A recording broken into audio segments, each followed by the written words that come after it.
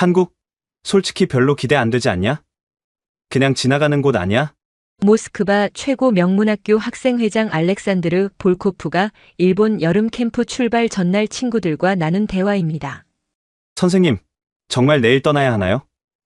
조금만 더 있으면 안 될까요? 그런데 3일 만에 그 학생이 눈물을 글썽이며 담임 교사에게 간청하고 있습니다. 일본 기록적 폭염으로 인해 예상치 못하게 부산에 비상 착륙한 러시아 엘리트 학생 20명. 단순히 하룻밤 머물다 갈 예정이었던 그들이 왜 갑자기 한국에 더 머물고 싶어 할까요? 무관심했던 한국에서 목격한 놀라운 현실들. 러시아 최상류층 자녀들조차 충격받게 만든 그 이야기를 지금부터 공개합니다. 시작에 앞서 좋아요와 구독 감사합니다. 안녕하세요. 저는 알렉산드르 볼코프라고 합니다. 러시아 모스크바에 있는 레오나르도 다빈치 아카데미라는 사립학교에서 학생회장을 맡고 있는 17세 고등학생입니다. 저희 학교는 러시아에서도 손꼽히는 명문 학교로 대부분 정치인이나 기업가 자녀들이 다니는 곳입니다. 올해 여름 저희 학교에서는 일본 도쿄와 오사카로 교육여행을 계획했습니다. 매년 해외로 떠나는 것이 전통이었는데 작년에는 프랑스, 재작년에는 미국을 다녀왔거든요. 솔직히 말씀드리면 일본 여행에 대해서는 그저 그런 기대감만 가지고 있었습니다. 아시아 문화에 대해서는 별로 관심이 없었거든요. 출발 당일 아침 모스크바 공항에서 동급생들과 만났을 때도 모두들 일본 애니메이션이나 음식 정도에만 관심을 보였습니다. 저를 포함해 20명의 학생과 인솔 선생님 3분이 함께하는 여행이었습니다. 특히 저와 절친한 친구인 예카테리나는 일본의 패션과 화장품에 대해서만 이야기했고 부유한 집안 출신인 니콜라이는 도쿄의 고급 호텔에서 머물 생각에만 들떠 있었습니다. 비행기에 오르면서도 한국이라는 나라에 대해서는 거의 아무도 언급하지 않았습니다. 지도에서 중국과 일본 사이에 있는 작은 나라 정도로만 알고 있었을 뿐이었거든요. 긴 비행 시간 동안 대부분 잠을 자거나 영화를 보며 시간을 보냈습니다. 그런데 일본에 도착하기 몇 시간 전 기장의 방송이 나왔습니다. 일본 전역에 기록적인 폭염이 계속되면서 도쿄와 오사카 공항의 운항이 전면 중단되었다는 내용이었습니다. 가장 가까운 안전한 공항으로 향해야 한다고 했는데 그곳이 바로 한국의 부산 김해공항이었습니다. 처음에는 단순히 기다렸다가 다시 일본으로 가면 되는 정도로만 생각했습니다. 하지만 승무원이 최소 2박 3일은 머물러야 할 것 같다고 안내했을 때 학생들 사이에서 불만의 목소리가 나오기 시작했습니다.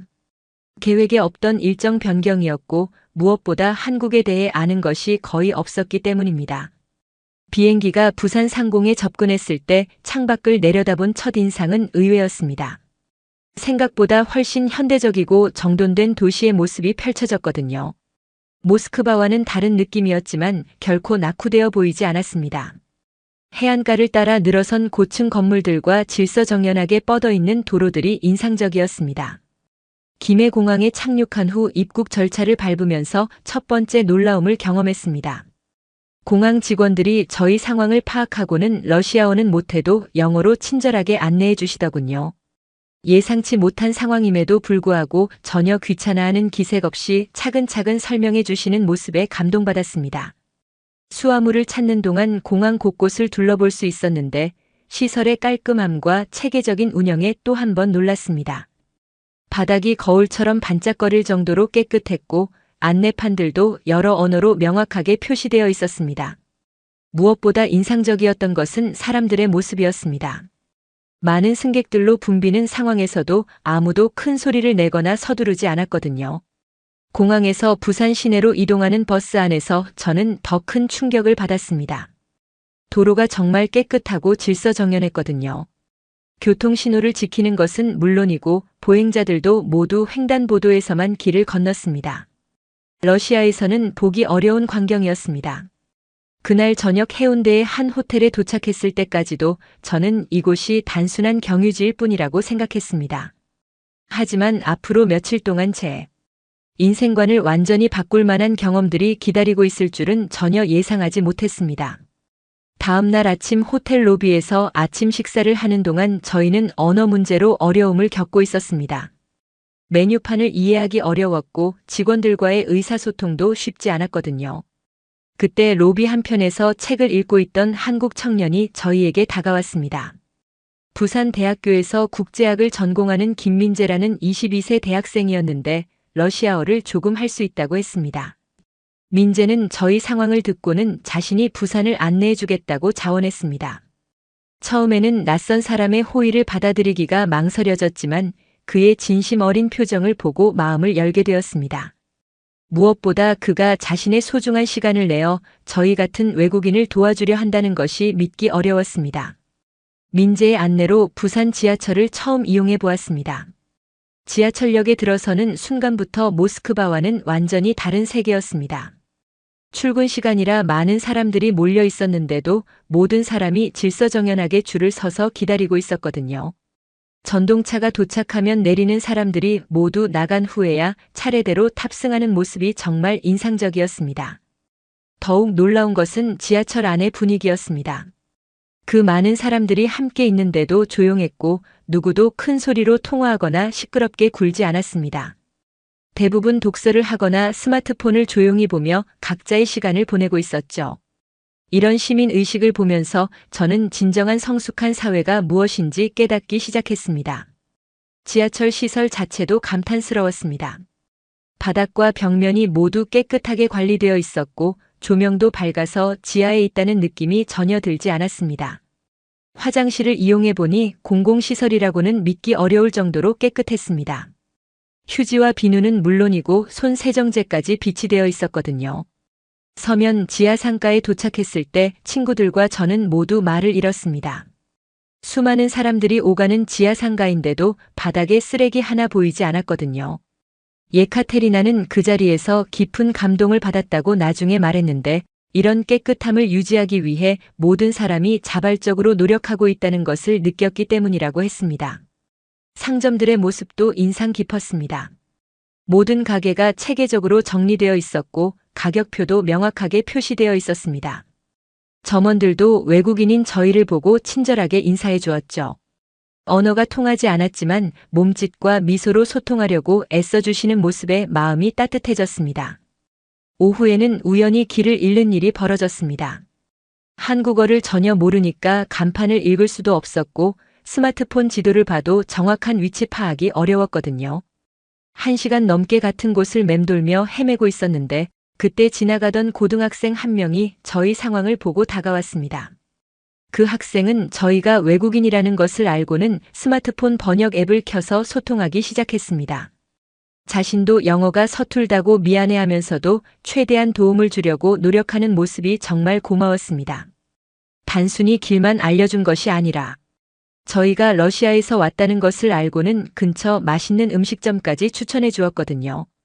그 고등학생이 추천해준 한식당에 가서 점심을 먹었는데 여기서 또 다른 놀라움을 경험했습니다.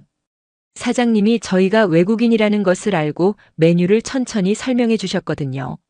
심지어 매운 정도까지 물어보며 저희 입맛에 맞춰주려고 노력하셨죠. 음식 맛도 훌륭했지만 무엇보다 그런 세심한 배려에 감동받았습니다.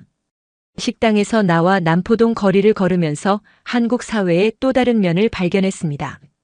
거리가 정말 깨끗했는데 이는 단순히 청소를 잘해서가 아니라 사람들이 애초에 쓰레기를 함부로 버리지 않기 때문이었습니다. 길거리에서 간식을 먹는 사람들도 포장지를 손에 들고 다니다가 쓰레기통을 찾아서 버리는 모습을 여러 번 목격했습니다. 저녁 무렵 편의점에 들렀는데 여기서 러시아와의 가장 큰 차이를 느꼈습니다. 밤 10시가 넘었는데도 20대 초반으로 보이는 여성 직원이 혼자 일하고 있었거든요. 더 놀라운 것은 그 시간에도 여성 손님들이 자연스럽게 편의점을 이용하고 있다는 점이었습니다. 모스크바에서라면 밤늦은 시간에 여성이 혼자 다니는 것은 정말 위험한 일인데 여기서는 완전히 달랐습니다. 편의점 직원도 저희를 보고 친절하게 인사해 주었고 제가 러시아에서 왔다고 하니까 관심을 보이며 간단한 영어로 대화를 시도해 주었습니다. 이런 작은 배려들이 모여서 한국이라는 나라의 따뜻함을 만든다는 것을 느꼈습니다. 호텔로 돌아가는 길에 주변을 둘러보니 밤 10시가 넘었는데도 거리가 환하게 밝혀져 있었고 가로등이 적절한 간격으로 설치되어 어두운 곳이 거의 없었습니다.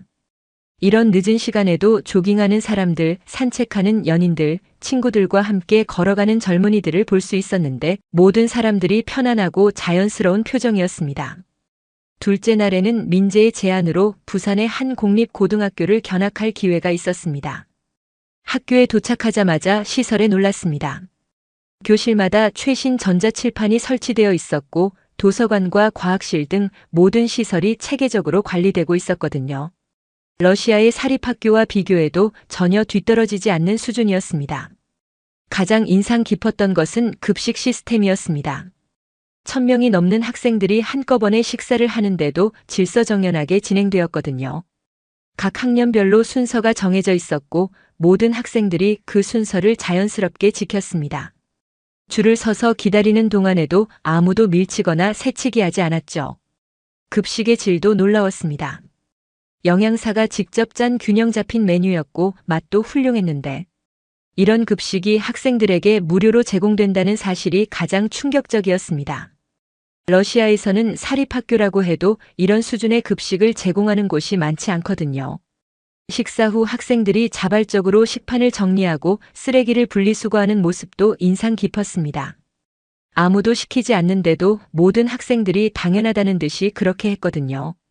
음식물 쓰레기, 플라스틱, 일반 쓰레기를 정확히 구분해서 버리는 모습을 보면서 환경에 대한 의식도 높다는 것을 알 수 있었습니다. 오후에는 청소 시간이 있었는데 한국에서는 학생들이 직접 자기 교실과 학교를 청소한다고 했습니다. 처음에는 믿기 어려웠는데 실제로 보니까 모든 학생들이 자기 역할을 정해서 열심히 청소를 하고 있었습니다. 교실 바닥을 닦고 칠판을 지우고 창문을 닫고 쓰레기통을 비우는 등 모든 일을 학생들이 직접 했습니다. 이런 모습을 보면서 저는 한국 교육의 특별함을 느꼈습니다. 단순히 지식을 가르치는 것이 아니라 공동체 의식과 책임감을 기르는 교육이 이루어지고 있었거든요. 러시아에서는 학교 청소는 청소 직원들의 몫이라고 생각하는데 여기서는 자기가 사용한 공간은 자기가 깨끗하게 유지하는 것이 당연하다고 여기고 있었습니다. 그날 저녁에는 민재와 24시간 카페에서 만나 한국과 러시아의 문화 차이에 대해 이야기를 나누었습니다. 민재는 어린 시절부터 이런 질서와 배려를 당연하게 여기며 자랐다고 했습니다. 누가 시켜서 하는 것이 아니라 스스로 그렇게 하는 것이 옳다고 생각한다고 말했죠. 셋째 날 아침 학생들 사이에서 의견이 갈리기 시작했습니다. 일부 친구들은 한국에서의 경험이 신선하다며 관심을 보였지만 니콜라이를 비롯한 몇몇 학생들은 여전히 시큰둥한 반응을 보였습니다. 어차피 며칠 있다 떠날 곳인데 굳이 한국 문화를 깊이 알 필요가 있느냐는 입장이었죠. 니콜라이는 특히 집에서 기다리고 있는 일본 여행 일정을 더 기대한다며 불만을 표했습니다. 러시아에서도 손꼽히는 부유한 가정 출신인 그에게는 한국의 소박한 모습들이 별로 인상적이지 않았나 봅니다. 저 역시 처음에는 그의 말에 어느 정도 동감하는 부분이 있었습니다. 하지만 그날 오후 갑작스럽게 소나기가 내리면서 상황이 바뀌었습니다. 저희는 우산을 준비하지 못해 건물 처마 밑에서 비를 피하고 있었는데 지나가던 한국인 가족이 저희를 보고 다가왔습니다. 부모님과 초등학생 정도로 보이는 아이들이 함께 있었는데 자신들의 우산을 나누어 주며 함께 가자고 제안하더군요. 그 가족은 저희가 외국인이라는 것을 알고도 전혀 주저하지 않고 도움을 주었습니다. 아버지는 영어로 어디로 가는지 물어보셨고 어머니는 젖은 옷을 닦을 수 있는 손수건을 건네주셨습니다. 아이들도 호기심 어린 눈으로 저희를 바라보며 밝게 웃어주었죠. 비가 그친 후 그 가족과 헤어질 때 니콜라이의 표정이 많이 달라져 있었습니다. 나중에 물어보니 자신도 모르게 마음이 움직였다고 하더군요. 돈이나 지위와는 상관없이 사람을 대하는 그 가족의 따뜻함에 감동받았다고 했습니다. 그날 저녁 민재의 할아버지 댁을 방문하게 되었습니다. 78세의 할아버지는 한국 전쟁을 직접 겪으신 분이었는데 그때의 이야기를 들려주셨습니다. 전쟁의 폐허 속에서도 교육만큼은 포기하지 않았다는 말씀이 특히 인상 깊었습니다.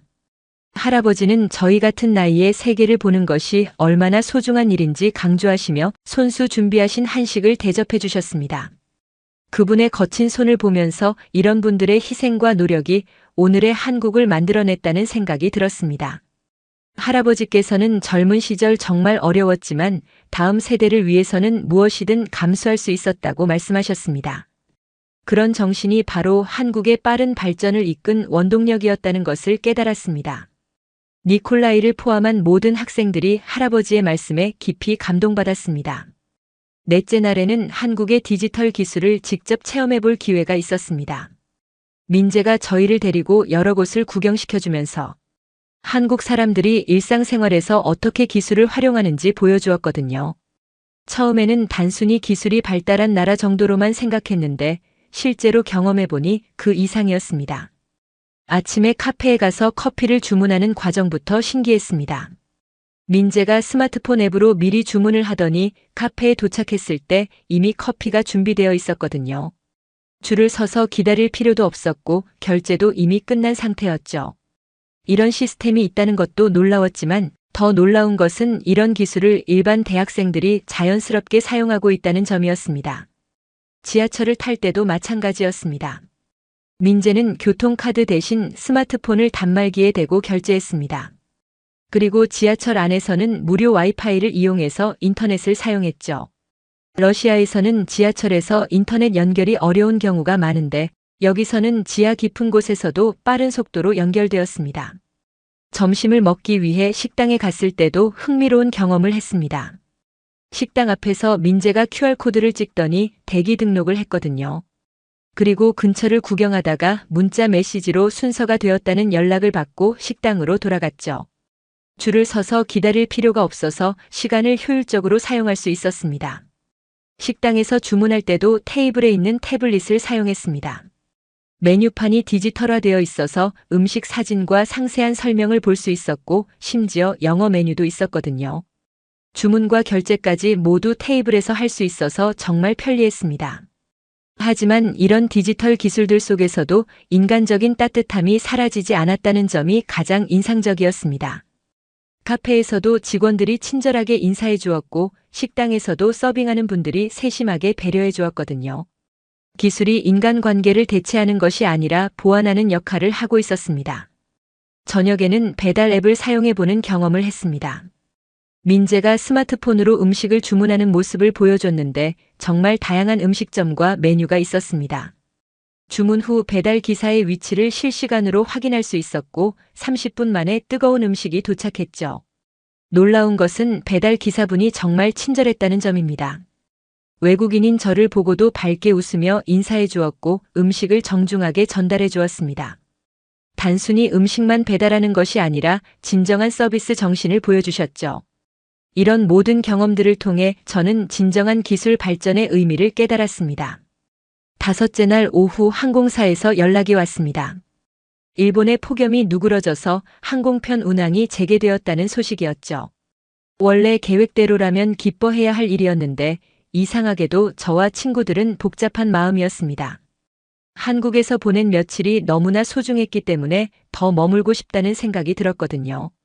그날 저녁에는 민재와 그의 친구들과 함께 마지막 시간을 보내기로 했습니다. 해운대 해수욕장에서 만나 한국과 러시아의 문화에 대해 진솔한 대화를 나누었는데 처음에는 서로 다른 점들 때문에 어색했던 부분들이 이제는 이해할 수 있게 되었죠. 한국 학생들도 러시아 문화에 대해 많은 관심을 보였습니다.